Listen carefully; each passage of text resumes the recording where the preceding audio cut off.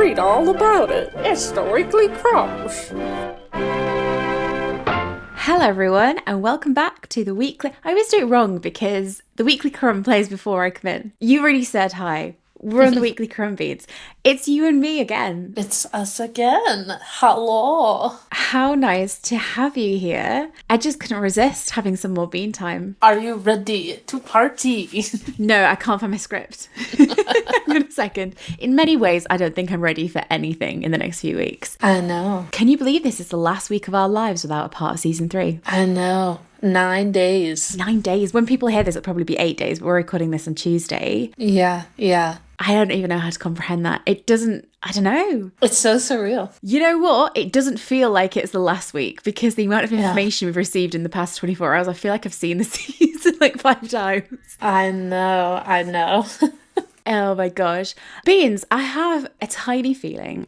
You can call it Polin intuition at this point. You know, I think we're pretty in tune with things. I think perhaps, maybe, just maybe, a tiny little press embargo was lifted yesterday. Yeah, I do too. I don't know where I'm getting this from. I was fucking drowning. Thank God it was a bank holiday in the UK yesterday. And I basically just sat on my bed watching hours and hours and hours of these things on like double speed to get through them. I know. And just the amount of information I was trying to process. So much content came out. I don't think I've seen all of it, so you guys are just going to hear me reacting. I don't even know if you've seen some of the stuff from today. Have you seen the first kiss info? No, I haven't seen the first kiss info. Babe, I'm so excited. I saw the 5 senses that they posted up on the Bridgerton Instagram. The challenge that they were doing. Yeah. That's the least of your worries, my love. I know. So last week, I'm losing track of the weeks. Last week we had a little hangout in your car, didn't we? And I think we'd just seen, I think it was those like from Netflix Latin America, the little ads that were popping up that had clips of the Carriage, the huge Carriage spoilers. Oops, I'm going to say spoiler warning for this episode. Spoilers. Everything we're going to be discussing is official promo that's been released. Yeah. So technically, we don't count official promo as spoilers, but I swear to God, some of the things that have been discussed are very spoiler heavy. So we'll try and give you some spoiler warnings. We'll try and add notes in the show notes. I would just say from here on out, you're in spoiler territory. Any type of weekly crumbs that we put out will most likely include spoilers for this month, next month.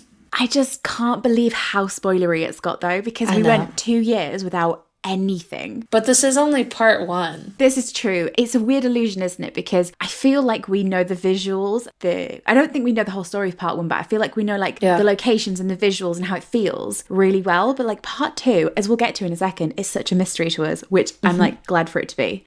So a lot's happened since last week. We're mostly going to be talking about yesterday actually, because most of the interviews yesterday brought up some really interesting things. There are a couple of major spoilers, including one that I think is a huge spoiler. Yeah. But we will give like a spoiler kind of moment there. But very quickly, the last time we spoke, the day after, I was so tired.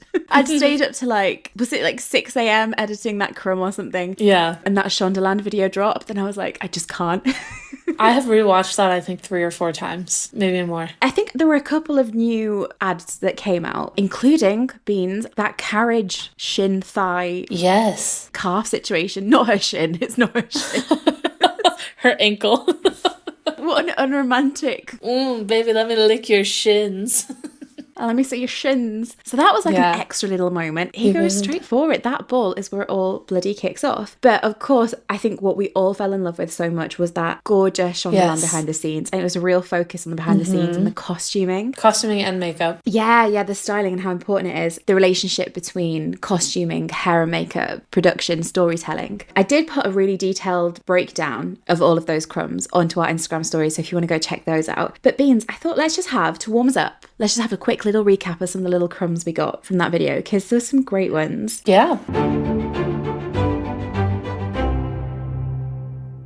First of all, we saw Bath Pen. Is that green dress pen? Oh, I said green dress penis. Green dress pen. Sorry. It's been a long day. I know. Yeah, that's green dress Penelope. Is it not? So this is Pen that we saw filming back in January 2023, and it was Pen's arrival back into the ton, and we actually get a shot of that in the show. I love seeing the behind the scenes. I love seeing the filming leaks coming to life. Like, that's so much fun. Yeah. And Portia says it's good to be home, and Pen says it certainly is. So she does come back with that optimism that we saw when they were filming.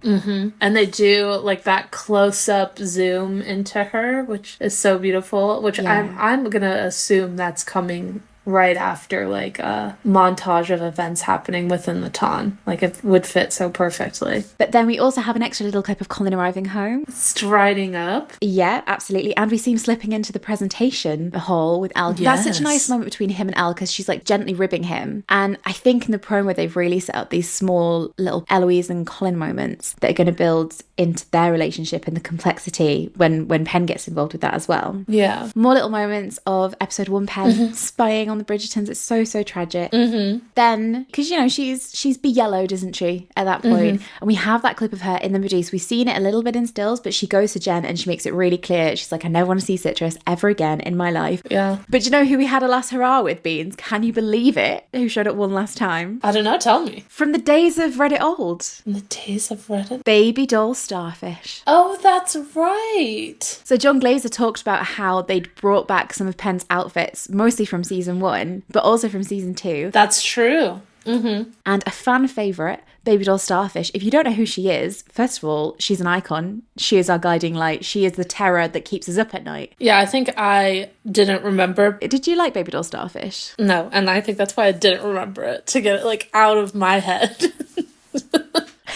She plucked it out. It's what she wore to the Finch wedding, and it's what Nicola wore in that EW article from 2 years ago, was it now? Right. I mean, when they styled it that way from the EW article, it was like fine, you know? She was always mighty fine. Don't you dare drag down Baby doll starfish. They really set up the change that she enacts when she asks Ray, I'd like to try something a little different tonight. Yeah. Well, with her hair too. Yeah, because we can see that poodle. Yeah, the poor poodle hair. And in a recent interview as well, I think Erica Ockfist said that it's Pen rallying against her mother. Yeah. But then we have little clips of her at the Four Seasons ball, that almost Cinderella moment of her coming down. And we finally saw Colin's reaction to Pen. The boy was thirsty. He was downing that emotional support lemonade, as one of our good friends has put it. Luke said that Colin is the last person to see her at the ball. Like, he's the last reaction we get. I love that. And he really tries to like keep his composure and not show that his brain has gone bzzup. Yeah. His drink looks, this is just me being nitpicky. I love the emotional support lemonade. I also think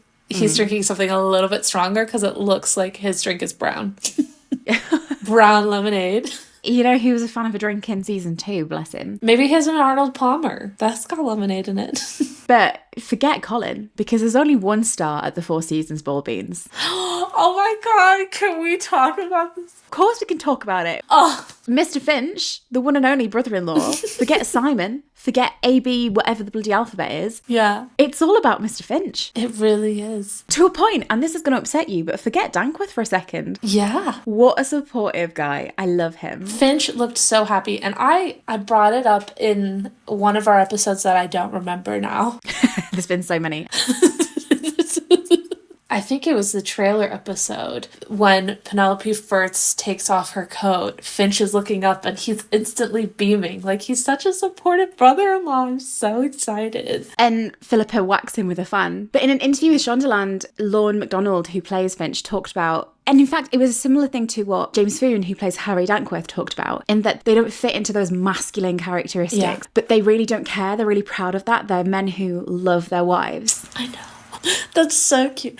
And I think Finch is just like so perfect because not only does he love his wife, I think he also just like loves the Featheringtons in general. And I think he probably thinks that Penelope is clever. Yeah, he does, because there's that moment, if you remember, back in season 1 when he praised Lady Whistledown's pun. Yeah. And obviously he doesn't know that's Penelope, right, but he probably sees that same spark. I just think it's a beautiful way to bring these characters who've always been there to the forefront. I think they're particularly going to bring a lot of like humor to that, because the Featheringtons are already sort of funny, but they take themselves very serious. It's a perfect family, right? In fact, you know what, Beans? This might be a good way to let's just touch on the Featheringtons then for a second. Let's do it. Because this is something that has been brought up. We'll leave Portia for a second, because Portia and Pen and Colin, that's a slightly different tone, right? Yeah. But what we do know now from the recent promo is that the Featheringtons will be embroiled in like a race for an heir. Yeah. Because it sounds like that piece of paper that Portia fudged at the end of season 2. Yeah. It's not gonna notice that that's a little bit dodgy. So it sounds like they have pressure on them to actually produce the heir to the estate. Yeah. And Bessie Carter, who plays Prudence, talked about this and said it was going to be played in quite a funny way. Yeah. Because neither the sisters or their husbands really know much about sex, about creating the heir. And it's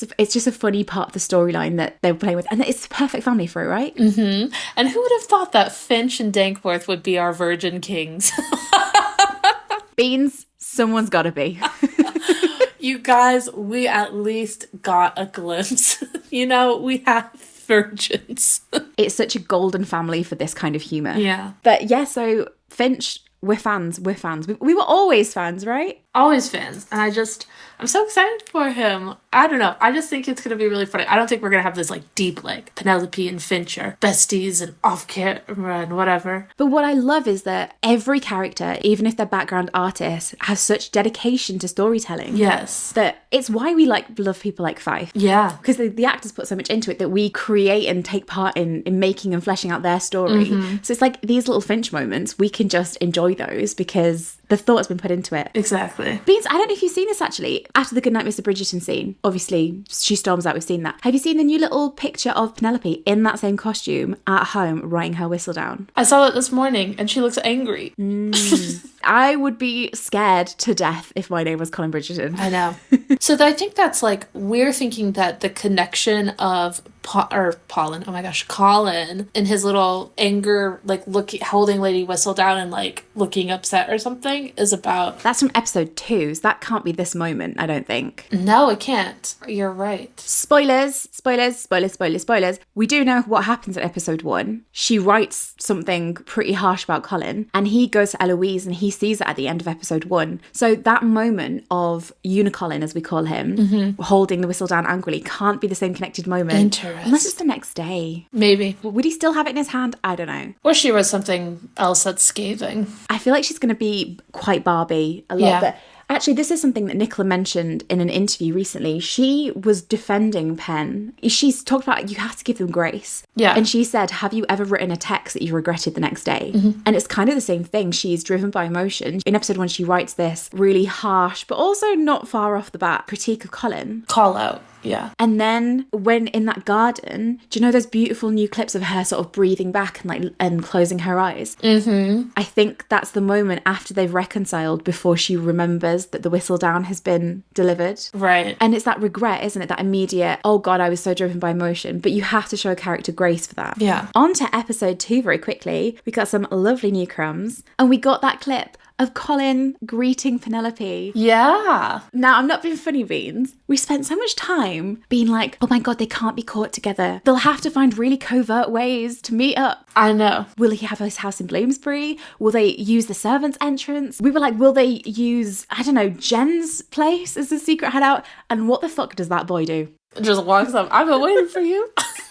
He's like, come on over, Pen. He's like, come on over. The footman in that scene, have you seen his expressions? Incredible. I haven't. He is like, I am not getting involved in... He like looks at Pen, he looks at Colin, and he just walks off. He's like, I don't get paid enough to do this. Yeah, but because Penelope looks like she's looking around, and she's like, I think she's very much looking for Eloise. And yeah. It's amazing that she's even agreed to go, really. I know. But she's clearly on edge about it. Mm-hmm. And he just walks up. It's a really sweet scene, and it almost breaks my heart because he's like seconds away from disaster. Yeah. In terms of, in that episode, it's all going to go to shit for him. That's such a beautiful shot, though. When he strides over and he says that he's been looking forward to her arriving. Yes. My name's Ovs. It's short for Obviously Oblivious, which has always been a tribute to Colin. These are like the last few moments of Oblivious Colin before he becomes like Oblivion Colin. And it's just such a beautiful throwback, but it's so crushing because you know that it's all going to flip. And then we had more clips of Osterley. Nothing really new, but I love that Osterley seems to be this real opportunity for them to spend time together and really love spending time together. It does. For them to really realise how much their relationship means to one another before they have to realise they've agreed to sort of sabotage it. Mm-hmm. And Elle is definitely watching them. I know. I feel like Osterley is like going to be a little bit of a turning point, not like the full turning point, but there's going to be a little spippity spark in his heart.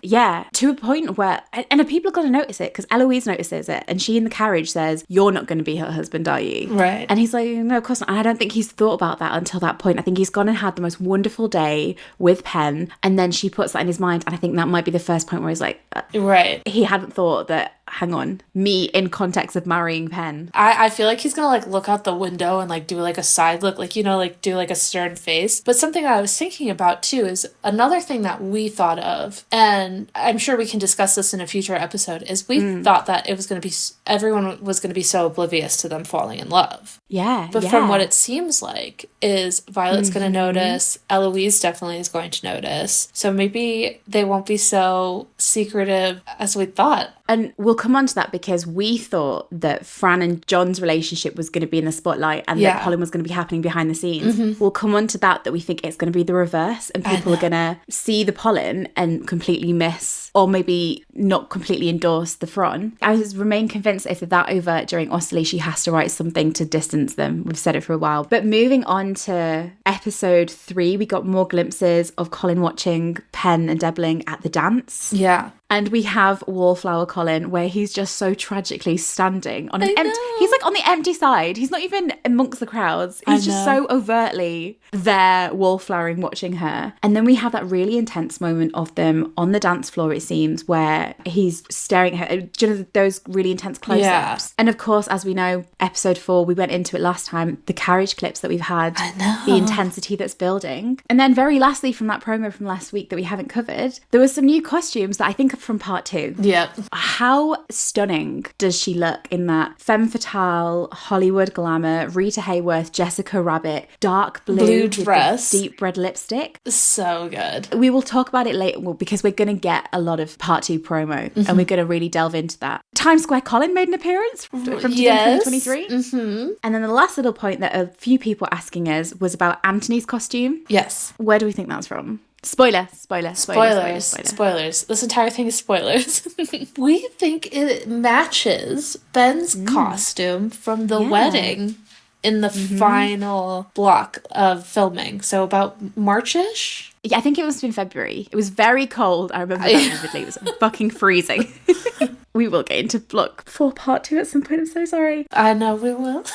But a few people asking us, do you think that was Pen and Colin's costume from that same event? Could it be Fran's wedding? We still think it's a Polin wedding. We still think it is. I mean, who fucking knows at this point? But I think the Pen and Colin costumes that we saw were different. It could be their engagement ball. I see a lot of people have been interested in that. And then the last thing that came out last week before this deluge, our Polin hearts. It was confirmed that we've got Ryder Colin. Yeah, wait, I heard that, but I was working, so I never caught up on it. I think we were talking about something else at that point, and I just didn't go back.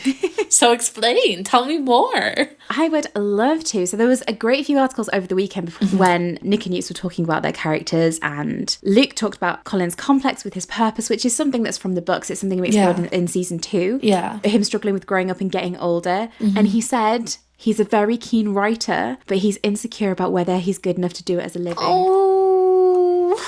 He's a fucking writer. I was always worried. I think with the promo, we got glimpses. I was like, I actually think Ryder Colin is going to happen. But there was a long time where I was kind of worried because they have so much going on. And I didn't know if they were going to bring the Featherington air plot into sort of being their main journey and trajectory. And Luke did say that. He said he struggles with his place within the family because he will never be in charge. Maybe he will be. He will never have to take responsibility. He's the middle child. Beans, do you know what it's like to be a middle child? I do know what it's like to be a middle child. I'm the youngest and it shows. Yeah. And Luke said he doesn't really know where he stands. He's felt that throughout his childhood, and now it's really gnawing at him because he wants something that he can take ownership of. And that's the nice journey with Penelope. She makes him realise that he does have these beautiful qualities. She makes him realise that he does have a purpose, whether he thinks it or not. Beans, we've just done our book reread. We have. How beautifully interpolated from the books is this? That's great. It's gorgeously done, but it feels very show Polin in terms of it being rooted in their childhood and shared friendship that they maybe didn't have in the books. Yeah. But this similar story of Penn really believing in his writing, and not even just his writing as sort of, you're a technically good writer, but it's so beautiful when someone believes in your passions, even when you can't maybe see that you're good at it, and just has such faith in who you are and your potential. So, writer Colin, it's happening. Oh, woohoo, everybody celebrate.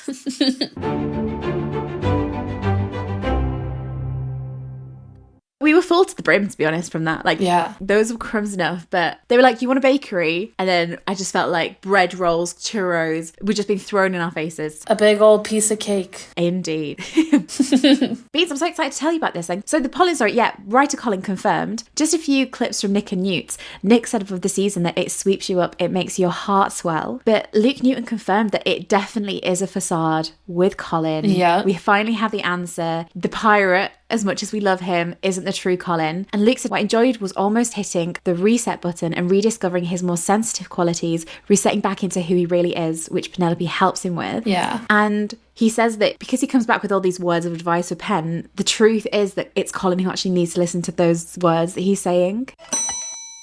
Hello. Oh, God. We just got disconnected then, and there was a whole kerfuffle. Yep. These are testing times, Beads. These are testing times. What were we talking about? We were talking about Were we talking about Colin? I feel like saying we were talking about Colin is a really fair... Like 50% of the time, we'll be right that that's what we were doing. Luke said he has an illusion that he doesn't care what people think. Yes. But he does, because he always fucking cares. Right. And he needs to hold up a mirror and accept who he really is. Mirror. He's all for holding up mirrors. I don't think he's got anything against holding up a mirror here and there. But what Luke said was he's kind of a bit tortured this season and he's going through a lot. Aww. Colin, my soul. He was tortured last season too. This poor boy doesn't get a break. The plight of the middle child. Well, yeah, because everyone thinks he's really like carefree and easygoing, and inside he's always dying over something. Yeah. And Luke said that it's all really internal and he's not very good at expressing himself. But he says that his mum spots it. Aww. And sort of coaxes it out of him. So it sounds like Violet is really going to be that emotional support, but also that illumination for him, because she's going to spot it. I take back my initial annoyance with Violet, because last time I said that, Violet's answer was not good enough when he was talking about, can friends be lovers? But you know, you were right though, because at the time you instantly were like, what she said there is bullshit. And it is, because what Jess Brownell, the showrunner, said was Violet knows the predicament he's got himself in, but she also knows that if she pushes him too quickly, it'll spook him. And so he needs to get there at the right space. So instead of, do you know, with like Anthony, she had to be like quite blunt and direct. Right. And she struggled with that. She struggled with being blunt with him. And she knows that her sweet, sensitive thirdborn, he's not good with tough love, I don't think, isn't Colin, in that respect, from his mum. Yeah. But then Nick and Newt talked about Polin's history together. And Newt said they've really built a foundation of friendship which sets them up for better or for worse. It's something that really connects them. The history of these two characters, they know the childhood versions of each other. And he talked, I think it was such a beautiful point, he said that, you know, when you grow up you suppress those childish instincts, you suppress your imagination and things like that. Yeah. But he said that the two of them have a youthful playfulness they can never really get rid of, and it's what connects them. It's these two characters that know each other to the core. And Nick says Penn's loved him since she was a little girl. Aww. And it's such a gorgeous story that's really unique, I think, in the world of the show, where you have these two characters who have such a deep history together. But Nicola talked about how it's never going to go back to how it was before in season 1 or season 2, but that's a really good thing because they just weren't on the same wavelength. And they also just weren't on the same, you know, she was idolizing him. And you can be in love with someone, but idolizing someone can be more harm than it is good sometimes. Right. And interestingly, she said that the Goodnight Mr. Bridgerton scene isn't the last time we're going to see Penn putting Colin in his place. Ooh. Veg would love that. Were she here? I She'd be know. like eating that up with a spoon. She'd be like, thank goodness. But they talked more about the friendship and the humour. And Luke said, and he was talking specifically as well about intimate scenes or very romantic scenes. Yeah. And apparently there were moments where they just burst into laughter as characters. That's so cute. And he says you wouldn't think it makes it more romantic, but it really does. It's really beautiful. And that's so cute, and it's very realistic. And that's very them, isn't it? Them being in their own orbit, in their own world. Or the cast have really noticed when they're watching the scenes is that it's a very real love. It's very authentic. It's very true and based in like a genuine connection that feels very tangible to the audience. Because I think sometimes when you watch romances, it's all very, very heightened naturally because that's sort of the genre. But with Polin, it's very relatable. And Nicholas said that when they show each other their vulnerabilities, that's when their relationship is at its most beautiful. Once they start to love themselves, the world opens up and magic happens. Aww. They learn to love themselves by loving each other. Yeah. And then because they've learned to love themselves, they're almost better at loving each other. So it's just this circle where they're just, oh, so perfect. I know we talked about it a lot, but I don't think I really grasped how gorgeously romantic it was going to be in this respect. And they kept saying it, but it's like now it's starting to really set in. It feels like it as well. But babe, first kiss, we had like a breakdown. We know like exactly what happens. So spoilers. So, spoilers. So we had some crumbs that were kind of setting it up and were spoilery, but not literally like a script at that point. Yeah. Nicola said that so much was riding on the first kiss in terms of the narrative. And she said that it was such a huge moment for both of them, but for Colin, hugely. And Luke said that it's a crossroads moment for Colin, that this is the moment his head has turned towards her. Yeah. But then Nicola said that the first kiss, it's beautiful, it's sad and vulnerable. And that's sad. You'll see in a second. And then romantic and a bit sexy. And then it's like, what's happening? So many emotions. So many. And then today in an interview that came, I've got it in my bag. I bought like the bloody magazine that it's in. Hell yeah. So to contextualize this, we know that this is the moonlight scene pretty much. Like this is moonlight scene, episode 2. It's all been but confirmed. Penelope has been in the friend zone until that time. So all episode 2, it sounds like, even at Osterley, she's like feeling friend zoned. It's brilliantly written and something directly from the books. It's hard to understand why she would do that. What does she do, Beans? Do you know? I do know because I listened to you guys retell the story to me. What does Penn do? A fierce debate as to whether she would do it in the show or not. Yeah, because it was out of her character. Anyway, she asks Colin to kiss her because she doesn't think she'll ever be kissed by anybody. Yeah. And that's kind of what happens. Golda talked about this scene actually, and she described it as Penelope sort of saying, I've never been kissed, just do it for me. He goes, okay. And there's a shot of him after they've kissed where he's like, oh my God, wait a minute, what just happened? I've got goosebumps. So we've wondered so many times about how this first kiss would take place. Yeah. It's like a defiant moment. She's like, no, I am going to ask for, like, I actually do want you to kiss me. Like, I am going to ask for something that I actually want in life. Yes. But here, Beans, it's really sad. Well, I think too, so this is probably going to be before things start to spice it up with Deppling, right? You've got it dead on. I don't think you've heard this. Nicola said of this scene, at that moment, she believes she's lost everything. She has shown herself up in front of society, and she's of the opinion that no one will ever marry her, and she'll be stuck with her mum and sisters forever. She feels the man she loves doesn't have any regard for her, and she has nothing to lose. That moment is so sad because they kiss and they have this spark, but she pulls away and she says she has embarrassed herself. Babe, in that same moment, though, Colin starts to feel something is there.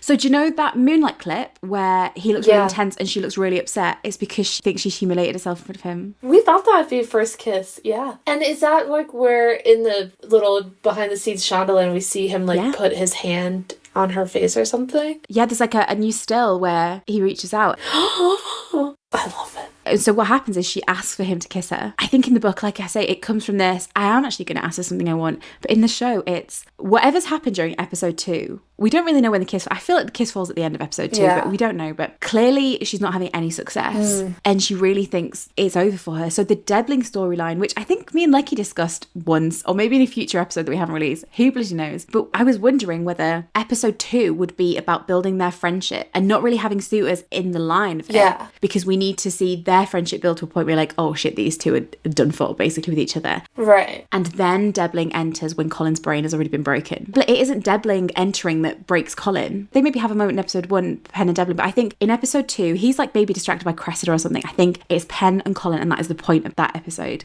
Yeah, I think here are my timeline predictions. I think that, you know, they're going to have that moment. Debling's going to be instantly interested in Penelope. And I think the kiss is going to come towards the end of the episode, but it's not going to be the cutoff to the next episode. I think Colin will want to like maybe have a conversation with Penelope, and then Debbling will enter. And then Colin wakes up in the next episode and it's dream time. Yeah.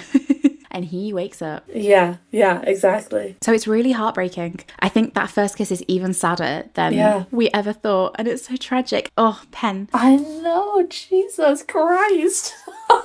Golda also talked about Polin's intimate scenes in general, but she also talked about the carriage, and she says, I found them quite incredible in the way that I could relate to them. And she described the carriage scene, again, spoilers for the carriage scene. We see them get out of the carriage and they're all like, oh my God, what just happened? Their best mates going, whoa. It was so real and so honest. It's like they got caught up in this moment and then these two best friends are like, what the hell just happened? Interesting. And Adjua said it was really fun. Oh my gosh, yeah. But you were mentioning Debbling. Do we have a Debbling update for you? My word. Oh, yes. Is this about... We have his first name for a start. What's his first name? His first name is Alfred. I can't. Alfred. Of all the things that I thought it could be. But you know what? At the same time, I feel like it just fits so perfectly. Would he go by Fred? Probably Fred. Or would he go by Al? He would not go by Al. Alfie. Oh, Alfie. He'd go by Alfie. Alfie's sweet. Alfie Debbling. I just think it really, the persona that we've given him and that the show has given us, the information. Well, this is a thing, right? Because I am now confused. I swear to God, on Valentine's Day, there was an article that said Debbling was looking for a love match. Do you remember this? Yes, he is. Well, in a new article that was released yesterday, he's pissing off to the Antarctic, babe. Have you heard this? No. Oh, you've not heard it? Babe. Right? I was like, what the hell? We heard previously that it was after a love match. I'm not joking. Let me get the actual thing for you so I can quote you it, because you will be bewildered. Maybe he's looking for a love match to go to the Antarctic with. He's leaving her at home. What? Hang on, let me get it. So he wants I flabbergasted. Right, so he comes from money. He has a home in the town. He has one in the countryside. Okay, yeah. Right? And he's after a wife to look after his estate. Can't even read it, it's so funny. While he goes off to the Antarctic on a big voyage. Where did that come from? Someone says that it takes 3 years in the Regency to go to the Antarctic, right? Okay, but what's the source? So he doesn't want to live this kind of mundane, normal life. He loves wildlife. He's a conservationist. We know that. I think that's quoted from the same article that said it was after a love match. So he's after a wife to run his estate while he's away. Yeah. Maybe he also is like, well, if we fell in love too, that would be fine. Or maybe he falls in love with Penn and doesn't think that he would fall in love with her, you know? This is maybe what I was wondering, because I'm very confused. I wonder if he comes in with the intention of, he's like, I need a wife to sort of man the fort while I'm away. And then he starts to fall for Penn and he's like, come on, Penn, let's go see the fucking penguins together. And she's like, I don't know that I like penguins enough to go spend 3 years looking at them. And then Colin's like, Penelope's going to go look at fucking penguins. How am I going to be friends with her when she's hanging out with the penguins? He would go insane. So what you're having is, I don't know, maybe Debling's going to take her with him. What are your reactions? I didn't know that you didn't know. No, I didn't. My logical thoughts are, this makes him a more desirable partner for Penn, because as we know, she's looking for someone. That's perfect for what she was like. She was like, I need a husband who will protect me in terms of name and give me the resources that I need to have this life, but keep out the way. And then she has the freedom to continue to do Whistledown. And if he's fucked off to Antarctica for 3 years... What's he going to do? He won't even know. But exactly, it's like perfect on paper for what she wants in terms of her goals. But obviously what's devastating is that Penn is the ultimate romantic. She's probably the most romantic person on the show besides Colin. Yeah. And I think Colin's going to be horrified that she's after this man who is going to abandon her. Also, was it you who once said that Deblin was probably a traveller?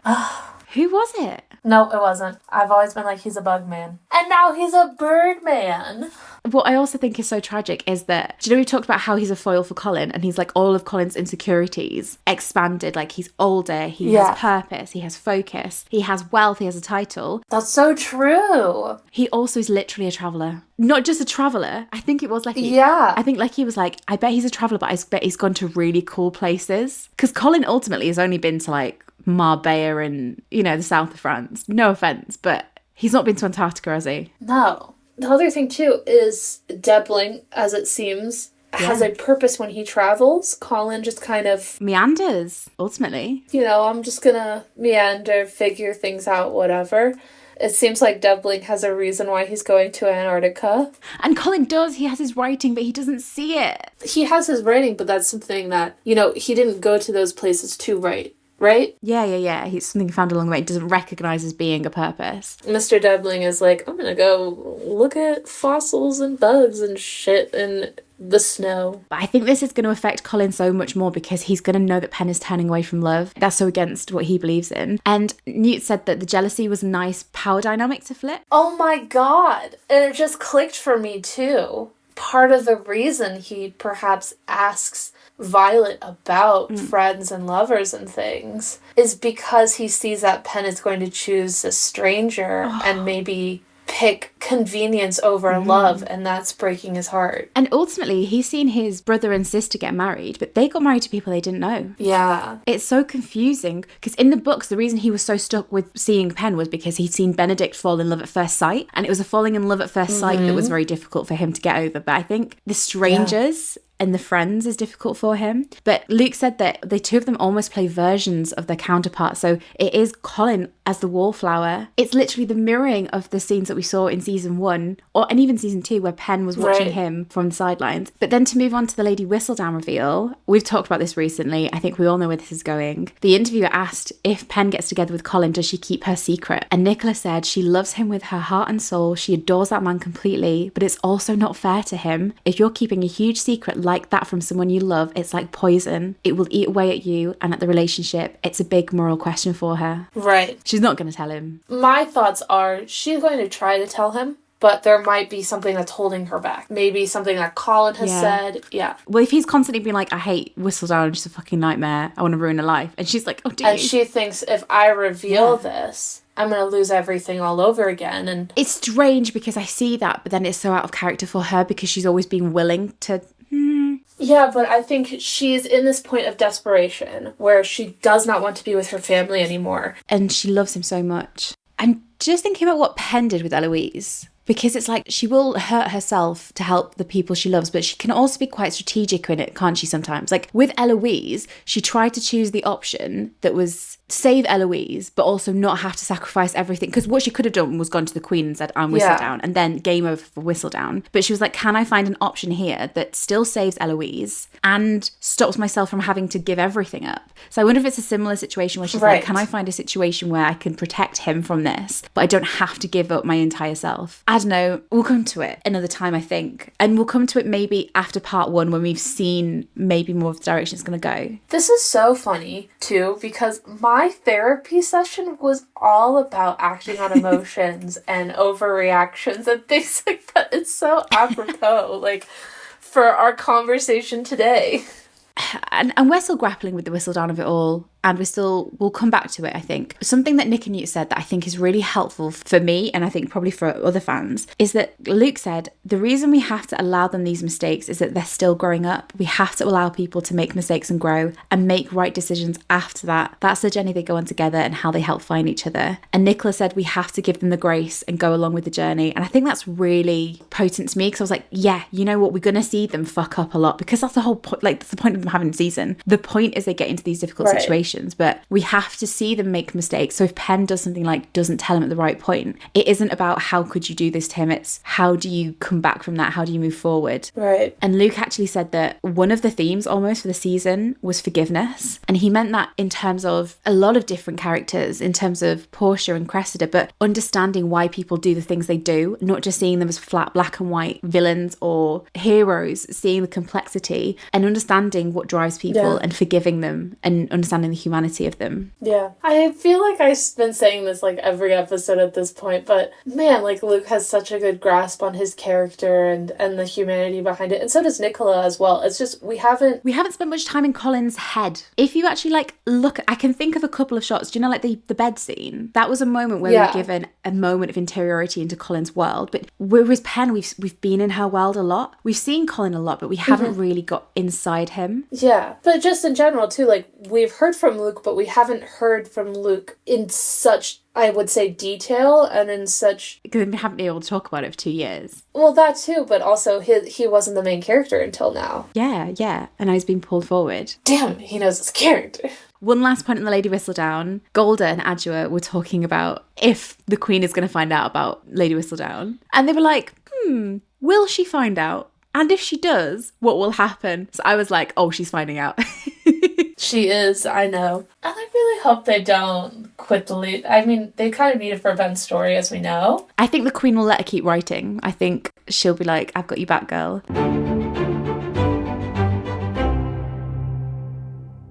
Speaking of characters sort of coming into light, or maybe other characters, other stories, other loves, we have, big spoiler, because I'm not sure this was supposed to be revealed. Okay. Victor Alley has been confirmed as John Sterling. Heck yeah. There was an interview with him where he was talking about being John. He said, John went against every rule in the Ton. He doesn't allow the pressures of the Ton to get to him. He's quite relaxed and chilled and does his own thing. I love this. The interviewer said he's kind of breaking the rules a little bit because the Queen hasn't anointed him. So it sounds as if the Queen is bored and Lady Danbury puts Francesca into the Queen's path. Yeah. And the Queen identifies with Fran because she's a bit offbeat, but she's very authentic to who she is. Yeah. And they go down this path of, you'd be great with Lord Salmadani. And meanwhile, Fran and John have this quiet story. We thought it was going to be quite overt. But it makes more sense because she's such an introvert and she doesn't care about society in the same way. And it sounds like she's letting the story find her where it finds her. And John was described as being a rule breaker and not really caring as much. That's so interesting. And they talked about the scene, which I think is episode 4,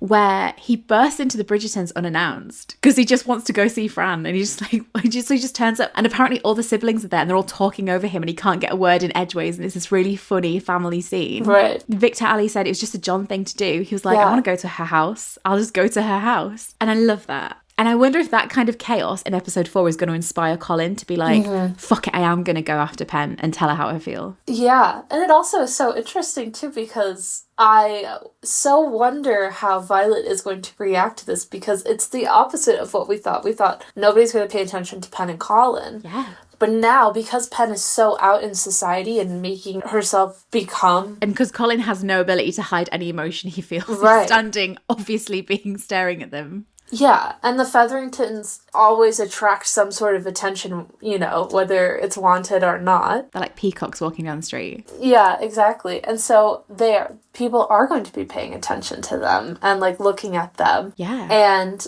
you know, the Queen might actually start paying more attention to Pen because of that. And that's how Francesca gets away with it. That's so interesting. I do love that. Because we've seen that Violet knows how to handle Colin. Yeah. But does she know how to handle Fran is something I think that's come up before, where I don't think she does know how to handle it. I think that's the thing, is she thinks that she knows how to handle Fran. There's this perception that Fran is so quiet and whatever, and she is, but she might be very steadfast and different as well. And so I think that maybe her reaction to falling in love is just going to take Violet by surprise. That's so cute. That scene of Fran when she's dancing and she's so nervous is such a cute, like, funny little thing, and I'm just so excited for Hannah Dodd. I think she's going to fit in perfectly. I think it's good because it reminds you that wallflower doesn't mean passive. Yes. I think people think that a wallflower doesn't take part in their own life, and I think wallflowers, it's like Pen. She has an entire world inside her mind. Well, that's the thing. That's I think is the misconception with being introverted. A lot of people won't realize this because they listen to this podcast, but I myself am fairly introverted and I keep things to myself a lot. But there's, like, you know, being introverted doesn't necessarily mean that you don't enjoy like meeting with people or you're antisocial or things like that. It just means that the way that you express yourself and the way that you talk about things and go through life is different from someone who's extroverted, who may be more open. And I think extroverts also struggle internally as well. It's just how we express ourselves that's different. I think there's a misconception that Pen doesn't want to take part in society, but I think she clearly is fascinated with society, and I think she wants to be a part of it. Yeah. And then the other confirmation was Lord Marcus Anderson, Lady Danbury's brother. Did you not know that either? No! Beans, where have you been? Someone's clearly not been watching my Instagram stories. I do turn notifications off. I'm so sorry. I don't blame you. I'll be in the middle of work and I'll be like, bzz, bzz, bzz, bzz, and I work with audio, so like... If you're ever on Instagram and Beans appears, I think the last time you went on our Instagram was when the mirror thing happened and no one was around. You were like, this is emergency Beans. It's usually the other three of us, but yeah. So he was confirmed as Lady Danbury's brother, a widow who's come back to find love. He's been away from society for a really long time, so when he comes back, it's almost like he's experiencing the ton for the first time. It's how Daniel Francis described it. And Daniel Francis said that he was a really fun character. Yeah. But Adjua, in a separate interview, said that Lady Danbury wants to keep Violet safe away from a negative betraying force. So it's not just necessarily that she's like, don't go near my brother because I don't want you to know. She's trying to keep her safe. So I'm like, oh my God, you've got this fun character, but you see him as negative and betraying. What the hell has gone on there? I cannot wait to find out. Oh my gosh. Well, we thought that he was going to be somehow connected to her. And we thought it would be a nephew or something like that. I guess we just never thought that it was a brother. Like, she couldn't have a younger brother or something. Like...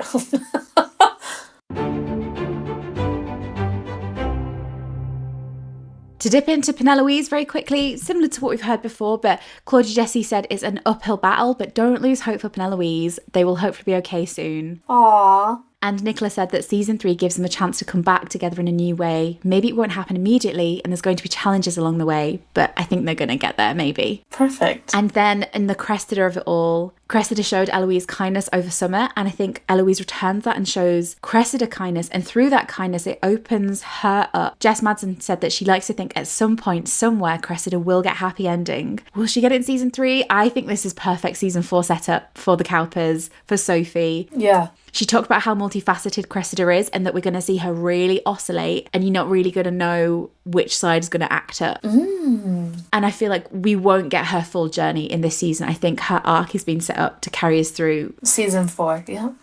But one character you'll be so interested to hear more about is Portia. So we talked about the Featheringtons earlier, but the Portia of it all is fascinating. Okay. Luke said that Colin has always wanted a purpose or someone to look after. He feels very protective over Pen. We get to the point where it's justified and he's allowed to be, and he's allowed to speak up for the person he cares about. And Luke talked about how he had to come in. He said it was a scary moment because he had to tell Polly Walker off. Oh. So do you know the scene from the books where Colin stands up and he's like, who the fuck do you think you're talking to? Yeah. They're going to have a moment like that where Colin stands up for Pen. Oh my God. And he said it was intimidating because, Nick says that Polly Walker is formidable, but Luke really loved the challenge of portraying that version of Colin, and having Colin stand up for her in that way is gorgeous. But in terms of the Portia of it all, Polly admitted that Portia has overlooked Pen and not given her a lot of time, but she also stood up for Portia, which is something I think you've always done. You've always really seen the grey sides of Portia and the motivation. Probably because I'm in love with Polly Walker. Polly said it's been a hard and painful journey.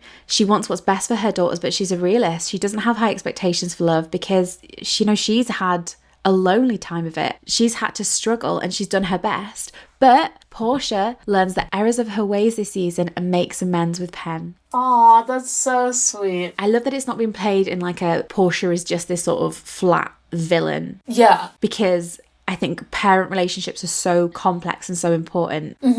I also think that if this is kind of like a signing off of the Featheringtons to move in other side characters. And a move to the Cowpers. Yeah. It'll be important to have that finalization with that story arc. Resolution. Yes. That resolution. Portia has a line. This is really sad.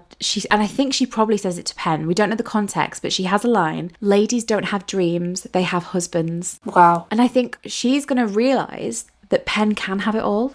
If the Featherington storyline closes in season 3, I really believe in a story being told well and fully and it being completed. And if the completion of the Featheringtons is you have this woman, this complex woman who has made difficult decisions, acted in difficult ways for her children's survival, thinking that you could only be protected, you can only be a wife, you can't have love as well. Yeah. For her to go through that and then to have her 3 daughters in beautiful, funny, supportive marriages is a really lovely way to end that story. Yeah. Do you know what I mean? Like all 3 of them. And to be happy. And I think Portia at that point, I mean, she'd be after the heir. Yeah. But at that point, she can sort of take a step back. Nicola also said that Penn's similarities with her mum really creeps in this season and they get explored. So that's something to look forward to. You're going to love it. I'm going to love it. And then finally, Beans, one interviewer said the season could be summed up by saying it really focuses on your dreams, since we're talking of dreams, and sometimes how you have to sacrifice to really achieve what you ultimately want. I thought that was really interesting. That's so cute. Because that comes into the Polin of it all, whether Penn has to sacrifice, like what does Penn have to sacrifice to have everything? Can she have everything? What has Portia had to sacrifice? Yeah. You know, what do we all give in the pursuit of love and happiness and protection and how you find that balance? But I think that's the most of our little catch up, babe. Yeah. The last thing I will say is, I'm sure you saw them, Times Square Polin. I did. The little mirror scene. And so that's there. Nicola talked about the actual mirror scene and she talked about how much control they had in filming that scene and how it would be shot, which I think is great that they had that creative input and safety in telling the story. But the final bit of promo, I think it's on like a subway in New York or something. What a way to end it, is Colin pulling Penn. Pulling Penn in, yeah. That is like proper rom-com. That was so gorgeous. It's like a mirroring of their book cover, of the older book cover that they have of them two pressed against each other. Yep. Gorgeous, gorgeous, gorgeous. So cute. I'm keeping my eyes peeled because I think the promo is on the underground. I'm looking for promo Polin across London. I'm sure they'll pop up in the next few days. But it's happening. These are the coming weeks. Coming weeks, it's literally next week. Next week. Next week. My little brain can't comprehend it. What a journey we've been on, babe. What an honour to spend time with you. So thank you so, so much. I need to go and edit this now. This was supposed to be a 20-minute catch-up. Shockingly. It's an hour. What a surprise. I don't know when we'll meet again. Who knows what's going to happen this week. We do have episodes lined up, but I thought we had to have a chat, had to have a catch-up. How beautiful. Well, my darling beans, I think Veg might have a little contribution here. Lecky's super busy at the moment, but she's loving it as well. Just trying to like catch each other where we can. But Veg, share your thoughts. Hi everyone, Veg here. I just wanted to check in with everyone. So, as you may have heard, depending on the order of the episodes that have come out, I've recently been through a very traumatic time. I'm laughing, but it is actually pretty traumatic. I was with my boyfriend for like 8.5 years and we just recently broke up. And yeah, you guys, I'm sure many of you know how it is. But it's obviously been a big, busy time for me with like sorting out where I'm going to live, crying all the time. So I really miss you guys. I miss recording with the guys and I miss chatting to people. I've messaged people a little bit on Instagram, but yeah. So sorry to everyone, especially my fellow hosts that I've been away, but they've just been so lovely and I can't thank them enough for understanding, all the understanding and all the love. Oh, gorgeous. Anyway, enough about me. I literally can't believe big headlines for me are that the Carriage outfit is Enchanted Colin. Like we've literally had the Carriage outfits this whole time and never even known. That's just crazy to me. Just obsessed. The pictures and clips and whatnot, we've had so much. Like I have found it hard to catch up. I've been relying on the others, summarising it on an Instagram. But yeah, the thigh grab or the foot... Oh, please, it's going to be amazing. And the pain in his eyes, now more than ever, I think men are trash. So just a little bit of pain in his eyes, wonderful, absolutely love it. Next headline, dabbling called Alfred. Excuse me, like Alfred, I did not picture that. I feel like Alfred is a good name for someone with a beard. I'm thinking Victorian Albert. Oh, that's Albert, shit. Never mind. Alfred works though. I'm happy with Alfred. And the Antarctic subplot, like, okay, that's fine. He's gonna go off. At least it kind of gives Penn like a good reason. I like it. Also, the big headline for me is the confirmation that Penn is going to ask. I think a lot of us had a lot of expectations about the show, about when Penelope would tell Colin that cheese lady whistle down about how the first kiss would happen, about the Cresta of it all, and like the Debbling subplot. And you know what? It's going to be a beautiful series, and we're such clowns. But that's fine, you know, we still get the season in when I'm recording this, it's like, 9 days. I just feel so lucky to have spent all this time with you all, and I can't wait to watch the series with you and like share all the love. And I love you guys. Thanks.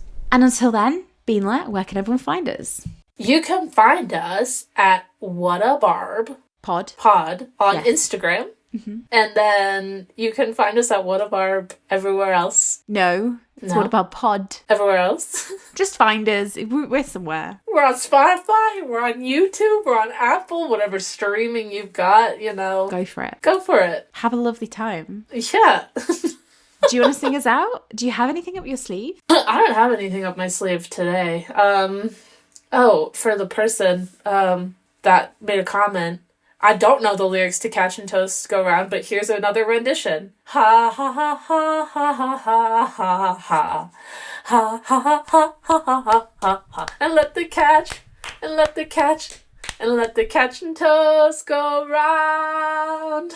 Boom.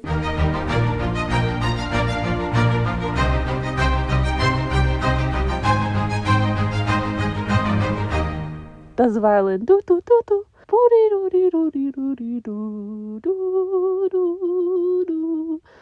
Do. A Polin podcast.